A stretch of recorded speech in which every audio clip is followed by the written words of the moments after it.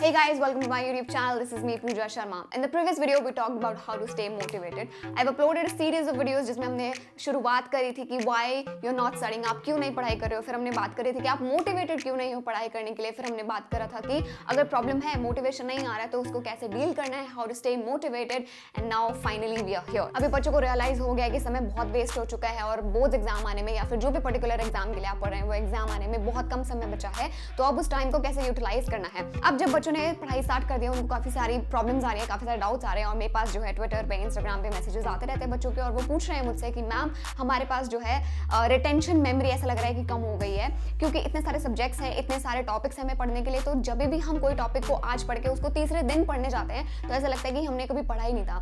ऐसा लगता है कि ये शायद फ्रेशली हम इस टॉपिक को पढ़ रहे हैं. और ये कोई बहुत नई बात नहीं है, ये बहुत कॉमन है. ये मेरे साथ भी होता था जब मैं पढ़ती थी अपने सेफ फाइनल्स के लिए और आज भी जो है कभी कभी ये प्रॉब्लम हो जाती है. तो ये प्रॉब्लम क्यों होती है और उस प्रॉब्लम का सोल्यूशन कैसे है, हम इसी वीडियो में बात करने वाले हैं. This video will help you in increasing your retention memory. आपको वो सीक्रेट फॉर्मूला पता चलेगा कि जिससे आप अपनी रिटेंशन पार जो है वो बढ़ा सकते हैं और कोई भी चीज को, किसी भी टॉपिक को, किसी भी लेसन को आप जो है लंबे समय तक याद रख सकते हैं. अगर आपने पुराने वीडियोस अभी तक नहीं देखे हैं तो come on please go and watch those videos. उसका जो लिंक है आपको आई बटन में मिल जाएगा.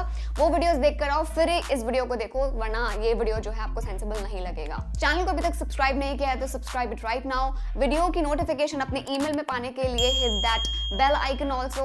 अगर आपको वीडियो पसंद आता है तो आप थोड़ा सा प्यार दिखाएं, वीडियोस को लाइक करें, स्मैश द लाइक बटन.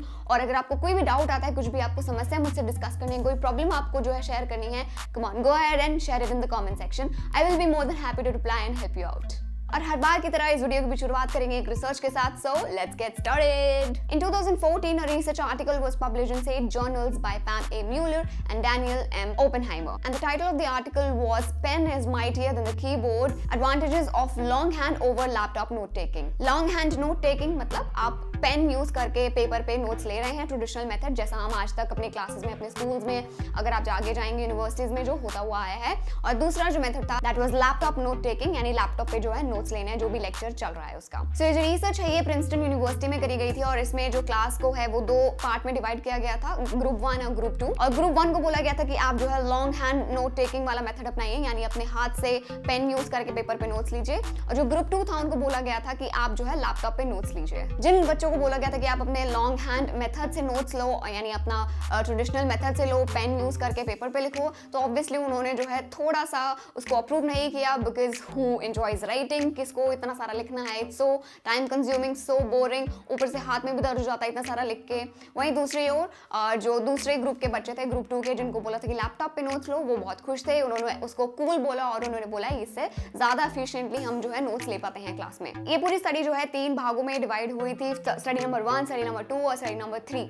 लेकिन जो कॉमन रिजल्ट्स है वो मैं आपके साथ शेयर करने वाली हूँ. The amount of notes that group 2 had taken was twice the amount of notes that the group 1 had taken. यानी इसका मतलब है जो बच्चे लैपटॉप से नोट्स ले रहे थे उन्होंने ज्यादा लिखा था, वो ज्यादा नोट्स ले पाए थे as compare to the group जो अपना हाथ से नोट्स ले रहे थे. फिर उसके बाद सभी बच्चों का जो है टेस्ट वगैरह कंडक्ट किया और उसके जो रिजल्ट्स थे, जो टेस्ट स्कोर था, वो सबको एनालाइज किया गया, उस पैटर्न को एनालाइज किया गया कि किस बच्चे ने ज्यादा मार्क्स स्कोर करे हैं और कौन से बच्चों ने बेकार मार्क्स स्कोर करे हैं. तो जिन बच्चों ने लैपटॉप पे नोट्स लिए थे उनकी जो परफॉर्मेंस थी एग्जामिनेशन में as far as the factual and the conceptual understanding is concern, तो उनके जो मार्क्स है वो कम थे एज कंपेयर टू स्टूडेंट्स जिन्होंने अपने हाथ से नोट्स लिखे थे. और ओवरऑल परफॉर्मेंस जो है उन बच्चों का ज्यादा बेटर था जिन्होंने अपने हाथ से नोट्स लिए थे, यानी जिन्होंने लॉन्ग हैंड मेथड से नोट टेकिंग किया था. अब जो रिसर्चर्स थे उन्होंने बोला कि जो बच्चे अपने हाथ से नोट्स ले रहे थे वो ज्यादा इन्वॉल्व होते हैं, वो ज्यादा एंगेज होते हैं प्रोसेसिंग में, जो इन्फॉर्मेशन लेक्चर में चल रहा है या फिर जो भी इन्फॉर्मेशन वो ग्रास्प कर रहे हैं वो उसको ज्यादा अच्छे से एनालाइज करते हैं और फिर उसमें से इंपॉर्टेंट और वैल्यूएबल इन्फॉर्मेशन को वो लिखते हैं. As compare to the students who are taking notes by laptop, उन्होंने क्या किया था कि उन्होंने ज्यादा जो है कॉपी करने की कोशिश करी थी, यानी जो वो बोल रहा है, जो भी लेक्चर में चल रहा है, जो टीचर बोल रहे हैं, फिर कोई स्पीकर बोल रहे हैं, तो उनका था कि उनकी कोशिश ये थी कि एग्जैक्ट उसी लैंग्वेज में जो है वो नोट्स लें. अब जैसे कि मैंने आपको बताया था जो अमाउंट ऑफ नोट्स थे, यानी जितना लिखा गया था वो उन्होंने ज्यादा लिखा था. लैपटॉप पे जिन्होंने नोट्स लिए थे उन्होंने ज्यादा लिखा था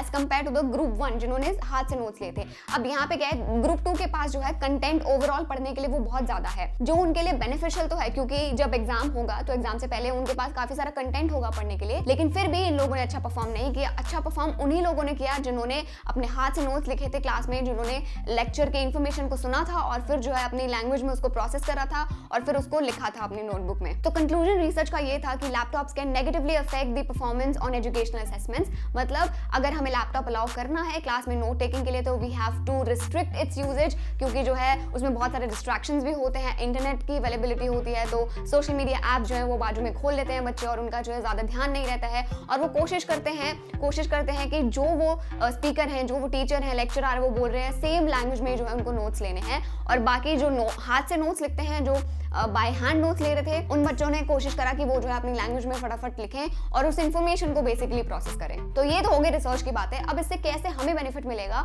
और कैसे इसका लॉजिक यूज करके हम अपनी रिटेंशन पावर बढ़ा सकते हैं। तो बच्चों ये तो प्रूव हो गया कि लिख कर प्रैक्टिस करने से जो आपका प्रोसेसिंग है इन्फॉर्मेशन का, जो आपका अंडरस्टैंडिंग है वो ज्यादा बढ़ता है और आप जो है उस कंटेंट को लॉन्ग रन के लिए भी रिटेन रख सकते हो। अब आपको ये नहीं करना है कि जब भी आप कोई कंटेंट पढ़ रहे हो आपने जो है बिल्कुल सेम टू सेम कॉपी करके अपनी नोटबुक में लिख दिया। नहीं, आपको ऐसे नहीं करना है। You have to adopt a strategy here. तो अब करना क्या है, आप कोई भी टॉपिक पढ़ रहे हो उसमें सबसे पहले अच्छे से उसको पढ़ो, उसकी अंडरस्टैंडिंग ले लो और इंपॉर्टेंट कीवर्ड्स को उसमें से अंडरलाइन कर लो। फिर उसके बाद जो है आप अपने दिमाग में उसको इंटरप्रेट करो कि क्या कहना चाहता है, उसको एनालाइज करो, एकदम अच्छे से कॉन्सेप्ट को अंडरस्टैंड करो और फिर जो है उसको अपनी भाषा में नोटबुक में लिखो। बिल्कुल सामने से कॉपी करके नहीं लिखना है। जब तक आपको कॉन्सेप्ट समझ में नहीं आ रहा है तब तक उसको पढ़ते रहो। आप जो है डिक्शनरी बाय कर लो अगर आपको कोई पर्टिकुलर वर्ड नहीं समझ आ रहा है, बट मेक श्योर कि, क्योंकि हम लोग इंडियंस हैं, तो मेक श्योर कि जो भी आप इंग्लिश में चीज पढ़ रहे हो आपको उसका हिंदी में बिल्कुल आसान भाषा में समझ आ रहा है और उसको तब तक पढ़ो जब तक आप किसी सामने वाले को बिल्कुल आसान भाषा में ना समझा सको। और ये जो लिख लिख के प्रैक्टिस करनी है बच्चों, ये आपको कम से कम 3 बार करनी है आपके एग्जाम आने से पहले। और इसके साथ साथ प्रैक्टिस के अलावा आपको समरी नोट्स भी बनाने हैं ताकि जब एग्जाम के डेज आ जाए, क्योंकि उन दिनों में जो है आपके पास समय नहीं होगा कि आप पूरी बुक पढ़ें या फिर आप जो है हर एक चीज को ध्यान से पढ़ें। उस समय आपको अपने समरी नोट्स जो है वो रेफर करने पड़ेंगे ताकि आप फटाफट से जो कॉन्सेप्ट पढ़ें, क्योंकि तब तक आपको कॉन्सेप्चुअल अंडरस्टैंडिंग हो जाएगा। आपको जो है तब तक कीवर्ड्स याद रहने चाहिए और वो कीवर्ड्स जो है आपके पास समराइज नोट्स के फॉर्म में होने चाहिए, अवेलेबल होने चाहिए। जब आपके एग्जाम चल रहे होंगे तो उस टाइम आपको लिख लिख कर प्रैक्टिस करने की जरूरत नहीं है। अगर आपके पास बहुत समय है, अगर आपको जो अपने एग्जाम से पहले काफी दिन की छुट्टियां मिली हैं तो आप डेफिनेटली कर सकते हो। अदरवाइज उस टाइम आप समरी नोट्स को रेफर करिएगा और जल्दी जल्दी उनको पढ़ के कॉन्सेप्ट को रिकॉल करके उसको जो है याद करके जाइएगा अपने एग्जामिनेशन हॉल में। अब मुझे पता है नेक्स्ट सवाल क्या आने वाला है कि मैम ये समराइज नोट्स कैसे बनाएं, क्योंकि मैम नोट्स बनाने में तो अभी बहुत समय लगेगा और हमें तो कोई प्रॉपर टेक्निक भी नहीं पता है कि हम कैसे नोट्स बनाएं जो हमें एग्जाम वाले दिन हेल्प कर सकें। सो डोंट वरी, जो हमारी नेक्स्ट वीडियो होगी उसका टॉपिक यही होगा और उसमें हम प्रॉपर डिस्कस करेंगे कैसे आपको नोट्स बनाने हैं, थ्योरी सब्जेक्ट है या फिर आपका प्रैक्टिकल सब्जेक्ट है तो उसके नोट्स कैसे बनाने हैं वो डिटेल में हम डिस्कस करेंगे। सुपर टेक्निक मैं आपको बताऊंगी जो मैंने यूज करी है और मुझे बहुत हेल्प मिली है उससे। So I will be sharing that technique with you in the next video. Till then stay tuned with our YouTube channel and I'll see you in the next video. Bye.